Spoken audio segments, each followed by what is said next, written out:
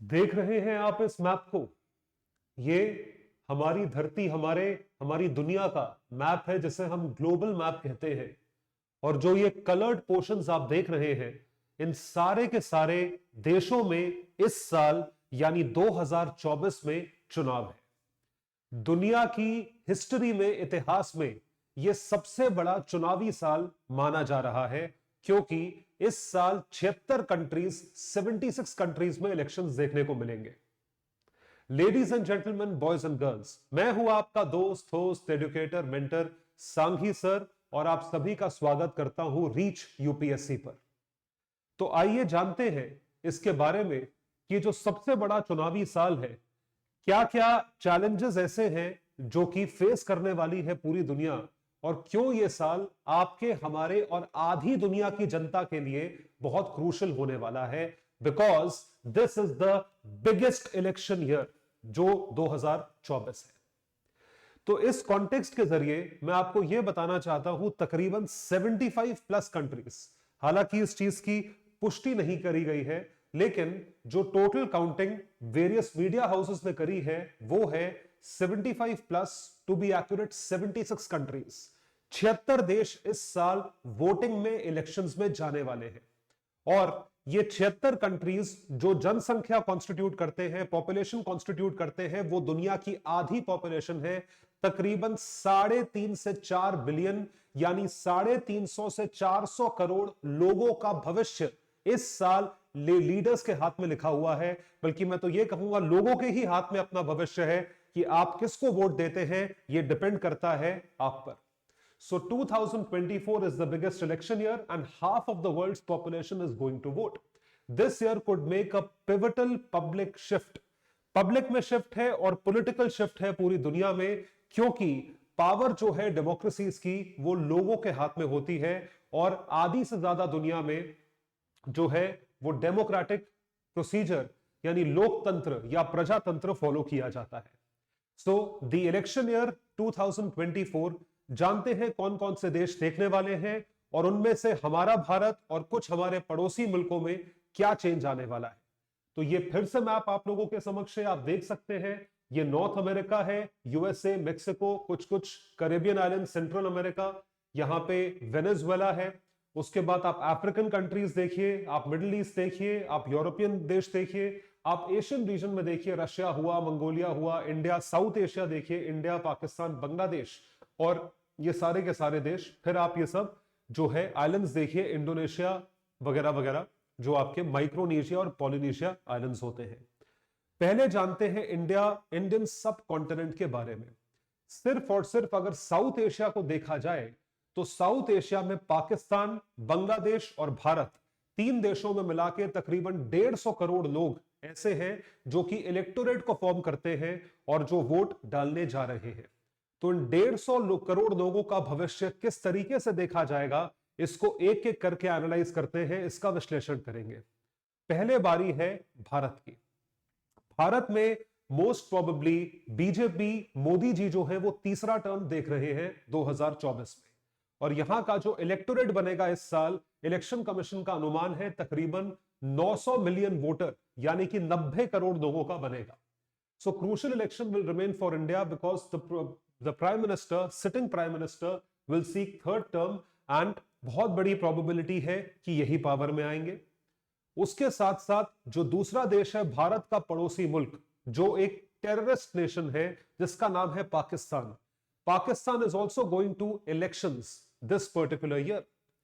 आज से 10-15 साल पहले तक पाकिस्तान में कू बहुत कॉमन था। इनफैक्ट पाकिस्तान की इंडिपेंडेंट हिस्ट्री में तकरीबन 75 साल में से 56 साल मिलिट्री रूल रहा है, और जो लेटेस्ट उनके प्राइम मिनिस्टर रहे हैं मिलिट्री रूल के द्वारा वो थे परवेज मुशर्रफ। उसके पहले इलेक्टेड प्राइम मिनिस्टर हुआ करते थे नवाज शरीफ।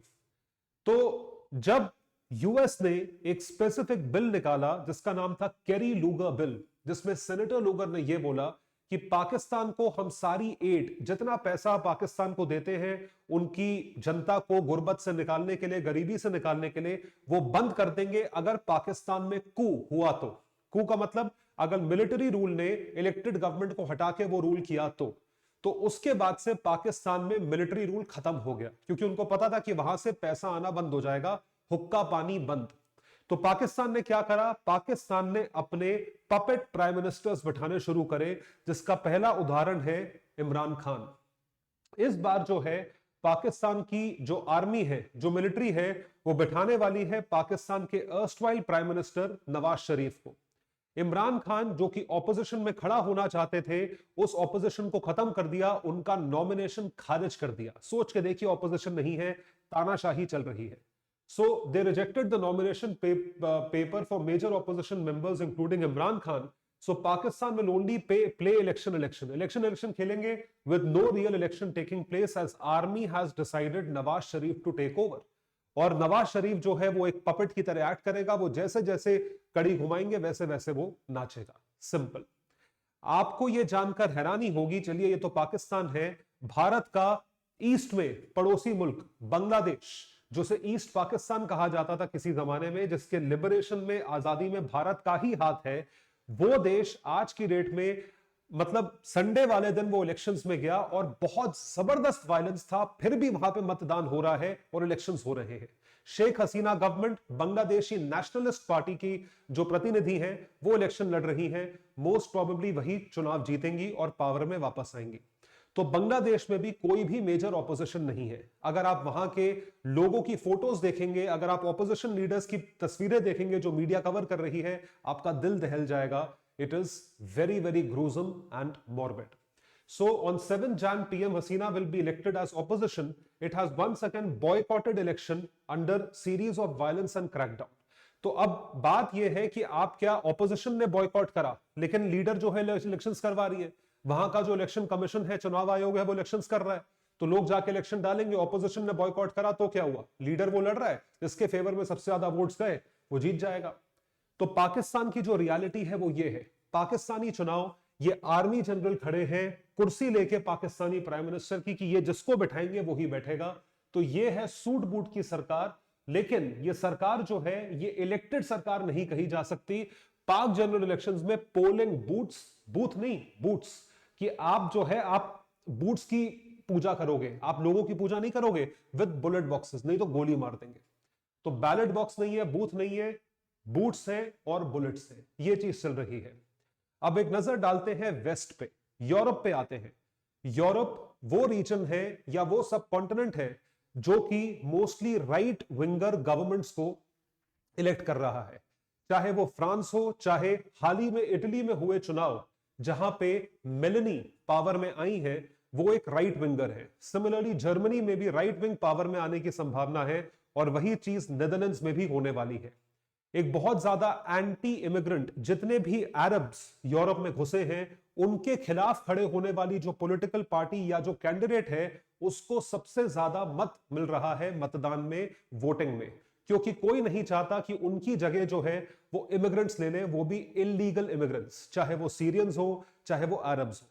सो Europe's ability to unite against mass immigration, जो कि यूरोप में हो रहा है, पॉपुलिज्म, और वो जो है अपनी पॉकेट्स बना के पॉपुलिस्ट पॉलिसीज को लेकर आने की कोशिश करवाते हैं।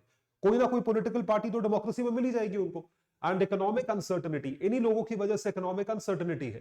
प्लस जो बचा कुचा इकोनॉमिक अनसर्टेनिटी थी, वो हो गई रशिया यूक्रेन वॉर की वजह से, will be visible after this election. तो ये सारी की सारी चीजें जो है, ये जो पॉलिटिकल पार्टी इनको अपोज करती है, वो पॉलिटिकल पार्टी पावर में आ रही है, जिसको आप राइट विंगर बोल सकते हो।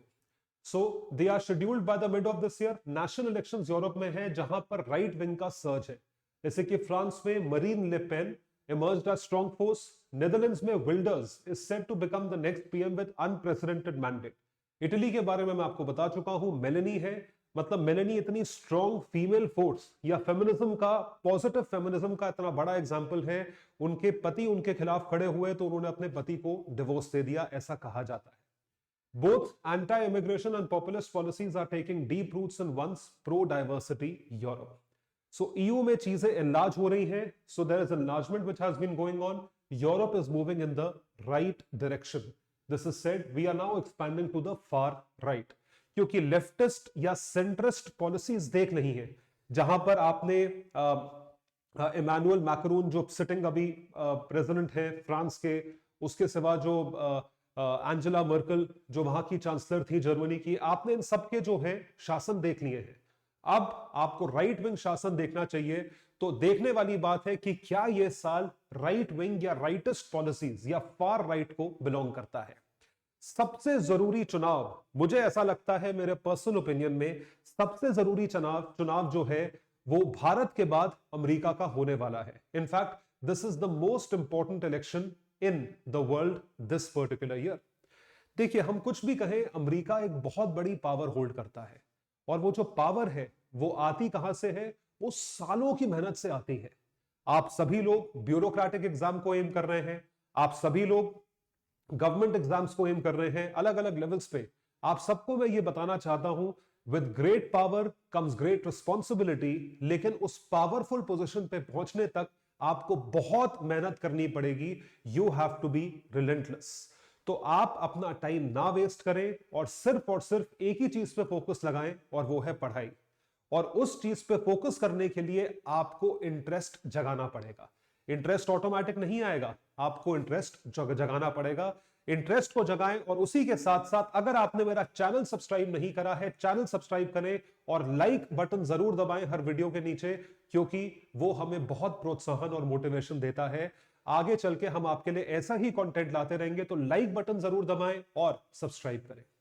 यूएसए के चुनाव जो है वो सबसे जरूरी चुनाव है इस साल, क्योंकि डेमोक्रेट्स और रिपब्लिकन्स की एक बहुत भारी लड़ाई देखने को मिल सकती है। इनफैक्ट एक बहुत इंटरेस्टिंग लड़ाई होगी।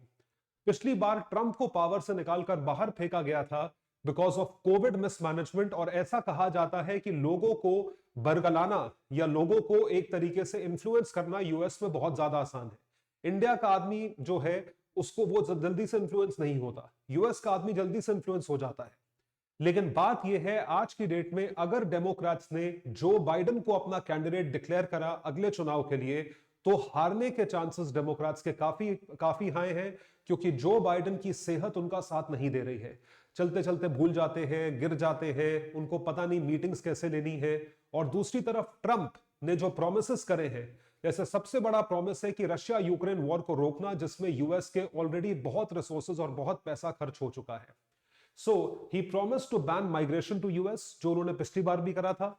अमेरिका फर्स्ट इनकी पॉलिसी है, तो बाहर से आने वाले लोगों के वीजास को रिस्ट्रिक्ट करो, तो इलीगल माइग्रेशन और माइग्रेशन इन जनरल, इन दोनों चीजों को रोका जाएगा।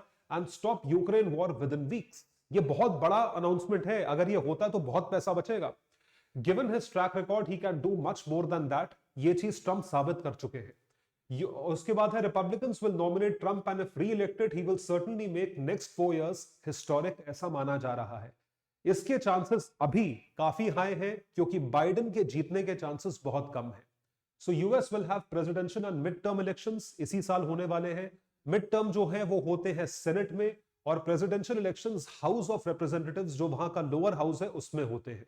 दोनों के इलेक्शंस में जो मतदान डाला जाता है वो डायरेक्ट इलेक्शंस द्वारा सिटीजंस ही डालते हैं।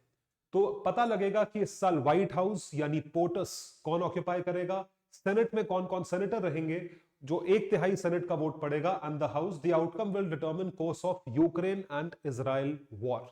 ये चीज पता लगेगी। उसके साथ साथ एक चीज और है, अगर ट्रंप पावर में आते हैं तो चीन के साथ जो संबंध है अमेरिका के, वो और ज्यादा दोस्ती भरे हो जाएंगे। US China relations can see the biggest changes with a strong Republican president, क्योंकि ट्रंप बहुत वोकल रहे हैं, प्रो चाइना रहे हैं पास्ट में। तो अब देखने वाली बात है कि देखने वाली बात यह है कि इन दोनों में से कौन पावर में आता है। That would determine the future course of action of the entire world. और यहां पर जो ब्लैक स्वॉन निकलेंगे, या यहां पर जो night in the shining armour निकलेंगे, वो है भारत के प्राइम मिनिस्टर, क्योंकि भारत के प्राइम मिनिस्टर के सपोर्ट के बगैर आप एशिया में खड़े नहीं हो पाओगे, चाहे जो मर्जी पावर में आए। तो जो मर्जी, जैसे भारत के चुनाव होते हैं, कोई भी प्रधानमंत्री बनता है, उनके सपोर्ट के बगैर आप ना तो एंटी चाइना हो सकते हो, ना ही प्रो चाइना हो सकते हो, बिकॉज एशिया में द नेक्स्ट बिगेस्ट पावर और let's say an emerging super power is India. लेकिन वहीं जहां पर सक्सेस है वहीं पर भारत के लिए कई चैलेंजेस भी हैं। वो चैलेंजेस क्या हैं? भारत की लीडरशिप को पूरी दुनिया की लीडरशिप से भी डील करना है, क्योंकि अंतरराष्ट्रीय संबंध डिपेंड करता है कि दूसरे देशों में पावर में कौन आता है। जिन देशों में राइट विंग है, आप बोलोगे इंडिया में भी राइटिस्ट पार्टी है तो राइट जो है वो मिल जाएंगे, बहुत आसान होगा। हमेशा ऐसा नहीं होता है। पास्ट में देखने को मिला है कि राइट मेंटालिटी भी बहुत अलग अलग सब्जेक्टिव होती है। कोई राइट है, कोई परवर्टेड राइट है, कोई बिल्कुल ही पागलपन करता है राइट में जाके, वो भी नहीं होना चाहिए। और दूसरी तरफ जहां पर लेफ्टिस्ट मेंटालिटी है या सेंट्रिस्ट मेंटालिटी है, जैसे कि रशिया है, इस साल इंडोनेशिया है, ब्राजील में जो है पावर चेंज होने वाली है, इनके साथ जियोपॉलिटिक्स का नक्शा चेंज हो सकता है। तो भारत को अपने डिप्लोमेटिक रिलेशंस इन सब के साथ मॉडिफाई करना पड़ेंगे। A lot of diplomacy will go undergo change. Balancing our diplomatic outreach during such uncertain time is the art which our diplomats know well. यहां पे जयशंकर साहब का एक्सपीरियंस और उनकी नेगोशिएशन टैक्टिक्स काम आएंगी। तो जो भी चेंज, जो भी परिवर्तन आपकी हमारी लाइफ में प्लस दुनिया भर में आने वाला है, वो इसी साल क्लियर हो जाएगा, वो इसी साल पता लग जाएगा। तो हमें अपना फ्यूचर अपने हाथों में रखना है और उसके अनुसार हमें डिसाइड करना है कि हमें किसको पावर में लाना है। तो आप सभी के लिए मेरी अपील है कि प्लीज वोट रिस्पॉन्सिबिलिटी। आप पूरी की पूरी जिम्मेदारी के साथ, पूरी इंफॉर्मेशन के साथ, वेल इन्फॉर्म्ड नागरिक होते हुए आप वोट डालें, क्योंकि तभी आपके वोट की वैल्यू होगी। जो भी पावर में आएंगे उन्हीं के अनुसार आपका, हमारा और हमारे आने वाली पीढ़ी का भविष्य जो है वो डिटरमिन होगा। That would be all. Thank you so much. Bye everyone. Take care and all the best.